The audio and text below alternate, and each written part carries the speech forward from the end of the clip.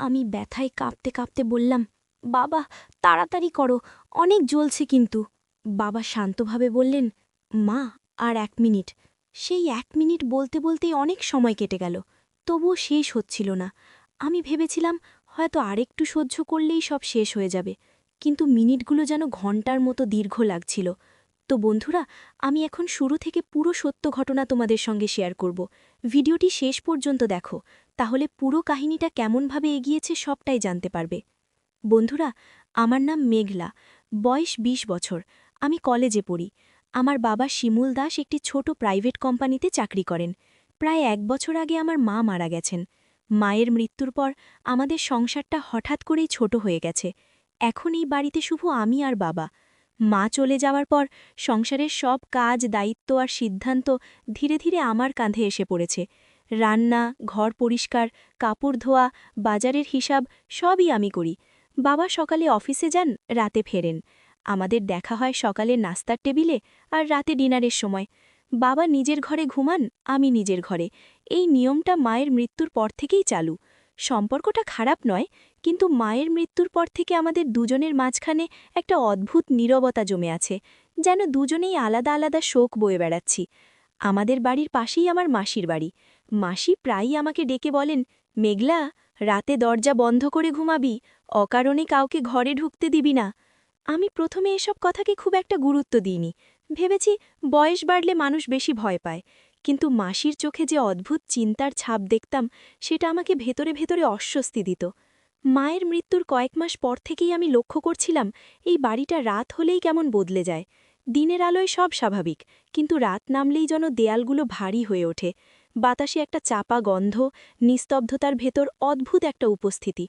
প্রথম ঘটনার রাতটা ছিল খুব সাধারণ। রাতের ডিনার শেষ করে বাবা নিজের ঘরে চলে গিয়েছিলেন। আমি আমার ঘরে ঢুকে দরজা লাগিয়ে শুয়ে পড়েছিলাম।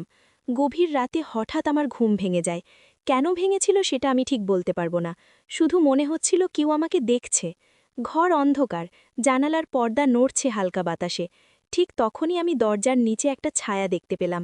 ছায়াটার গড়নটা অদ্ভুতভাবে পরিচিত, লম্বা সোজা হয়ে দাঁড়িয়ে থাকা। বুকের ভেতরটা কেঁপে উঠল। আমি বিছানায় শুয়ে শুয়েই দরজার দিকে তাকিয়ে রইলাম। কয়েক সেকেন্ড পর ছায়াটা নড়ল। মনে হলো কেউ দরজার সামনে হাঁটছে। আমার প্রথম ভাবনা ছিল বাবা, কিন্তু পরের মুহূর্তেই প্রশ্ন জাগল, বাবা কেন এই গভীর রাতে আমার ঘরের সামনে দাঁড়িয়ে থাকবে? আমি ডাকতে চাইলাম, কিন্তু গলা দিয়ে কোনো শব্দ বের হলো না। শরীরটা যেন অবশ হয়ে গিয়েছিল। ছায়াটা কিছুক্ষণ দাঁড়িয়ে থেকে ধীরে ধীরে সরে গেল। আমি সাহস করে উঠে দরজা খুললাম। করিডোরে কেউ নেই, বাবার ঘরের দরজাও বন্ধ। আমি নিজেকে বোঝালাম, হয়তো স্বপ্ন।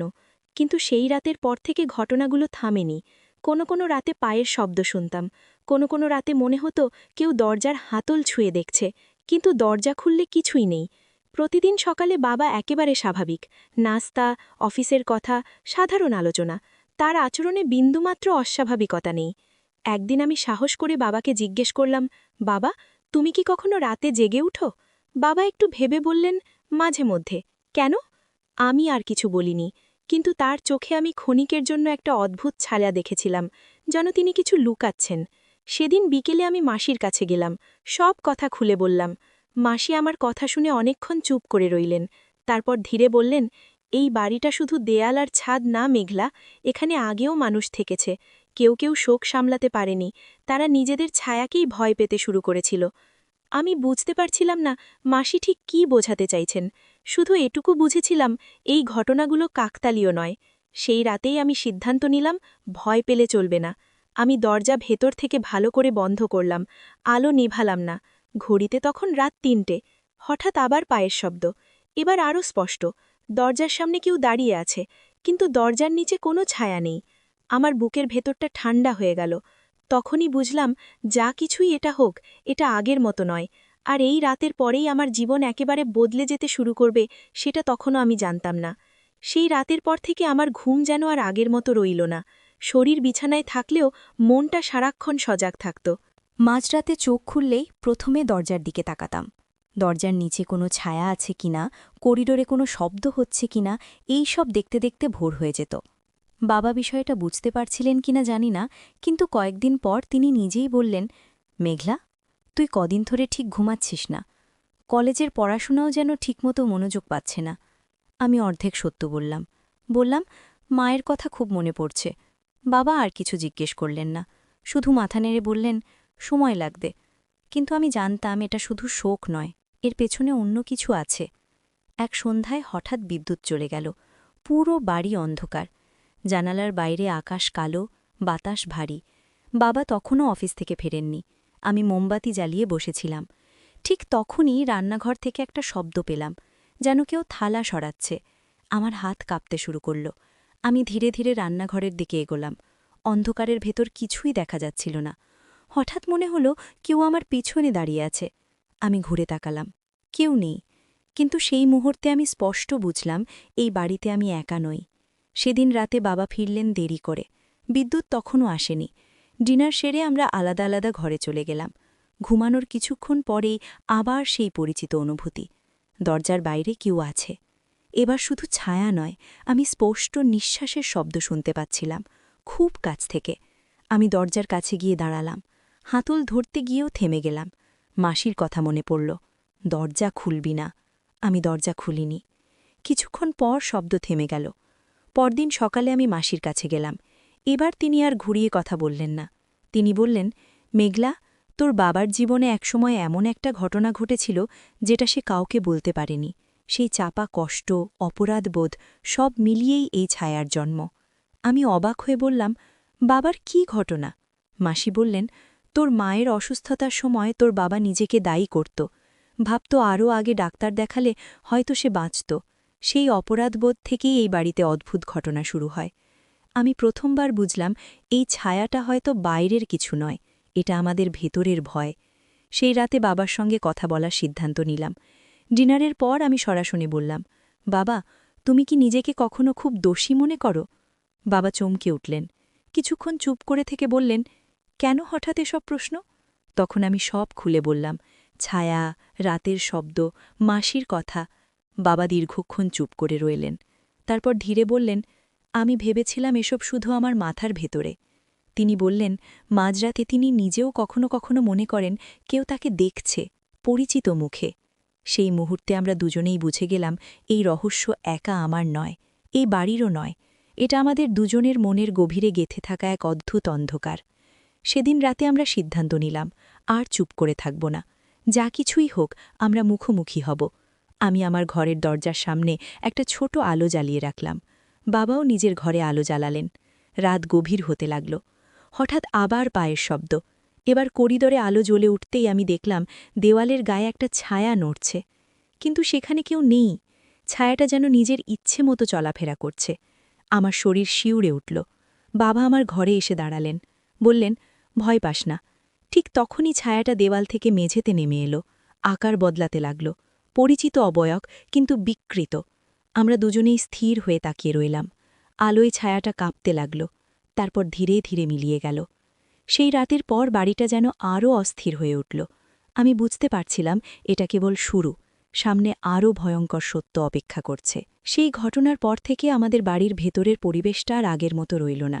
যেন দেওয়ালগুলো আমাদের কথা শুনছে, নিঃশ্বাস নিচ্ছে। দিনে সবকিছু স্বাভাবিক মনে হলেও রাত নামলেই অদৃশ্য একটা চাপ নেমে আসত। বাবা অফিস থেকে ফিরলেও আগের মতো কথা বলতেন না। আমিও কলেজে গেলেও মন বসাতে পারতাম না। ক্লাসরুমে বসে জানালার বাইরে তাকালেই মনে হতো কেউ দূর থেকে আমাকে দেখছে। একদিন রাতে ডিনার শেষে বাবা হঠাৎ বললেন, মেঘলা, আজ আমার ঘুম আসছে না। আমি চমকে তাকালাম। তিনি আগে কখনো এমন কথা বলেননি। আমি বললাম, আমারও না। সেই রাতে আমরা দুজনেই জেগে রইলাম। আলো জ্বালানো ছিল। ঘড়ির কাঁটা ধীরে ধীরে রাত ১২টা, ১টার ঘর পার করছিল। হঠাৎ করিডোরে একটা মৃদু শব্দ হল, খুব পরিচিত শব্দ, কারো খালি পায়ে হাঁটার। আমি আর বাবা একসাথে তাকালাম। শব্দটা বাবার ঘরের দিক থেকে আসছে, কিন্তু বাবা তো আমার পাশেই বসে। আমার শরীর ঠান্ডা হয়ে গেল। শব্দটা ধীরে ধীরে আমার ঘরের দিকে এগোতে লাগল। এবার আর ছায়া নয়, যেন স্পষ্ট উপস্থিতি। দরজার ওপাশ থেকে কেউ খুব ধীরে, খুব ঠান্ডা গলায় ফিসফিস করে বলল, মেঘলা। আমার নামটা এমনভাবে উচ্চারণ করা হলো যেন বহুদিনের পরিচয়। বাবা সঙ্গে সঙ্গে উঠে দাঁড়িয়ে বললেন, কে ওখানে? কোনো উত্তর এলো না, কিন্তু দরজার হাতলটা খুব ধীরে নড়ল। আমি তখন বুঝে গেছি এই সত্তা আমাদের ভয় দেখিয়ে ভাঙতে চায়। আমি বাবার হাত শক্ত করে ধরলাম, জোরে বললাম, তুমি যদি থাকো সামনে এসো, অন্ধকারে লুকিয়ে থেকো না। কয়েক সেকেন্ড নিস্তব্ধতা, তারপর করিডোরের আলো হঠাৎ নিভে গেল। ঘরের ভেতরে থাকা আলোটাও কয়েকবার কেঁপে উঠল। দেয়ালের গায়ে একটা ছায়া ফুটে উঠল। এবার সেই ছায়াটা বাবার মতো নয়, এটা যেন অনেকগুলো মুখ একসাথে জোড়া লাগানো, চোখগুলো ফাঁকা, মুখগুলো নীরব চিৎকারে আটকে আছে। আমার গলা শুকিয়ে গেল। বাবা ধীরে ধীরে বললেন, এটা আমাদের ভয়, এটা আমাদের শোক। তোর মায়ের মৃত্যুর পর আমি নিজেকে ক্ষমা করতে পারিনি। আমি বিশ্বাস করতাম আমি তাকে বাঁচাতে পারতাম। হয়তো এই অপরাধবোধ থেকেই ও জন্ম নিয়েছে। ছায়াটা বাবার কথায় কেঁপে উঠল, যেন কথাগুলো ওর গায়ে আঘাত করছে। আমি তখন বুঝলাম এটা শুধু ভয় দেখানো কোনো জিনিস নয়, এটা আমাদের অস্বীকার করা কষ্টের রূপ।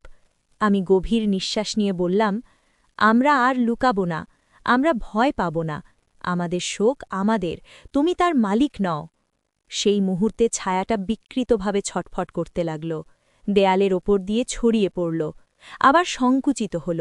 হঠাৎ একটা তীব্র শব্দ হল, যেন বাতাস ফেটে যাচ্ছে। তারপর সব শান্ত, আলো আবার স্থির হল, করিডোর ফাঁকা, কোনো ছায়া নেই। সেই রাতে আমরা অনেকক্ষণ কথা বললাম। বাবা প্রথমবার মায়ের মৃত্যুর সময়কার সব কথা খুলে বললেন, তার অপরাধবোধ, তার না বলা কান্না। আমি বাবার পাশে বসে শুনলাম। মনে হলো এই কথাগুলো বলা খুব দরকার ছিল। পরদিন সকালটা অদ্ভুতভাবে হালকা লাগল, যেন বাড়িটা একটু নিঃশ্বাস নিতে পারছে। কিন্তু আমি জানতাম সবকিছু এখানেই শেষ হয়ে যায় না, কারণ কিছু ভয় একবার হারালেও তারা আবার ফিরে আসে, যদি আমরা দুর্বল হই। কয়েকদিন শান্ত কেটে গেল। তারপর এক রাতে আবার অদ্ভুত ঘটনা ঘটল। আমি ঘুম ভেঙে দেখি জানালার বাইরে ছায়া নড়ছে। এবার সেটা করিডোরে নয়, বাইরে। আমি পর্দা সরিয়ে তাকালাম, উঠোনের মাঝখানে একজন দাঁড়িয়ে, বাবার মতো দেখতে, কিন্তু মুখটা অন্ধকারে ঢাকা। সে আমার দিকে তাকিয়ে আছে। আমি জানতাম এটা শেষ খেলা। আমি জানালার কাছে হাত রেখে বললাম, তুমি আর আমাদের ঘরে ঢুকতে পারবে না। সে ধীরে ধীরে পেছনে সরে গেল, অন্ধকারে মিলিয়ে গেল। আমার বুকের ভেতর তখনও ভয় ছিল, কিন্তু তার চেয়েও বেশি ছিল দৃঢ়তা, কারণ আমি বুঝে গেছি এই গল্পের শেষটা সামনে, আর সেই শেষটা সহজ হবে না। সেই রাতের পর আমি আর বাবা দুজনেই বুঝে গিয়েছিলাম এই অদ্ভুত উপস্থিতি হয়তো আর আগের মতো ঘরের ভেতরে ঢুকতে পারবে না, কিন্তু পুরোপুরি শেষও হয়নি। বাড়িটা দিনের বেলায় স্বাভাবিক থাকলেও রাতে অদৃশ্য একটা সতর্কতা আমাদের ঘিরে রাখত, যেন অন্ধকার একটু দূরে দাঁড়িয়ে অপেক্ষা করছে। বাবা অফিসে যাওয়ার আগে আমাকে বলতেন, দরজা জানলা ঠিকমতো বন্ধ করিস। আমি মাথা নেড়ে দিতাম, কিন্তু ভেতরে ভেতরে জানতাম শুধু তালা দিয়ে সবকিছু আটকানো যায় না। কয়েকদিন পর মাসি আবার এলেন। তিনি ঘরের চারপাশ দেখে ধীরে বললেন, এখন বাড়িটা আগের চেয়ে শান্ত, কারণ তোমরা ভয়কে স্বীকার করেছ। কিন্তু মনে রেখিস, ভয় কখনো মরে না, শুধু দুর্বল হয়। সেদিন রাতে আমি জানালার পাশে বসে অনেকক্ষণ বাইরে তাকিয়েছিলাম। আকাশ মেঘলা, বাতাস থমথমে। হঠাৎ আমার মনে হল উঠোনের শেষ প্রান্তে কেউ দাঁড়িয়ে আছে। এবার আর ভয় পেলাম না। আমি বুঝে গেছি এই উপস্থিতির প্রকৃতি। এটা কোনো মানুষ নয়, আবার পুরোপুরি অতিপ্রাকৃতও নয়। এটা আমাদের কষ্টের ছায়া। আমি ধীরে জানালা খুলে বললাম, যদি কিছু বলতে চাও বলো। অন্ধকারের ভেতর থেকে একটা ফিসফিস শব্দ এলো। স্পষ্ট কথা নয়, কিন্তু অনুভূতিটা পরিষ্কার। অভিযোগ, না বলা দুঃখ, অপরাধবোধ। আমি চোখ বন্ধ করে বললাম, আমরা আমাদের কষ্ট মেনে নিয়েছি, তোমার আর এখানে থাকার দরকার নেই। কয়েক সেকেন্ড পর বাতাস হালকা হয়ে গেল, উঠোন ফাঁকা। সেই রাতের পর আর কখনো বাবার মতো ছায়া দেখিনি। মাস কেটে গেল, বাড়িটা আবার ধীরে ধীরে আমাদের হয়ে উঠল। বাবা আগের চেয়ে বেশি কথা বলেন, আমি কলেজে মন দিতে পারি। মায়ের স্মৃতি এখন আর ভয় হয়ে ফিরে আসে না, বরং শক্তি দেয়। কিন্তু আজও মাঝে মধ্যে গভীর রাতে ঘুম ভেঙে গেলে আমি জানালার দিকে তাকাই, অন্ধকারে কিছু আছে কিনা দেখার জন্য নয়, বরং নিজেকে মনে করিয়ে দেওয়ার জন্য। ভয় তখনই শক্তিশালী হয় যখন আমরা তাকে অস্বীকার করি। আর যদি কোনোদিন আবার অন্ধকারে পরিচিত কোনো মুখ ভেসে ওঠে, আমি জানি এবার আর আমি পালাব না, কারণ এই বাড়ি, এই জীবন, এই গল্প সবকিছু এখন আমার নিয়ন্ত্রণে। বন্ধুরা, সব রহস্যের শেষ হয় না, কিছু রহস্য আমাদের সঙ্গেই থেকে যায়, শুধু আমাদের বদলে দেয়। আর এই গল্পটা তারই প্রমাণ। তো বন্ধুরা, আজকে এখানেই বিদায় নিচ্ছি। দেখা হবে অন্য কোনো ভিডিওতে। ধন্যবাদ।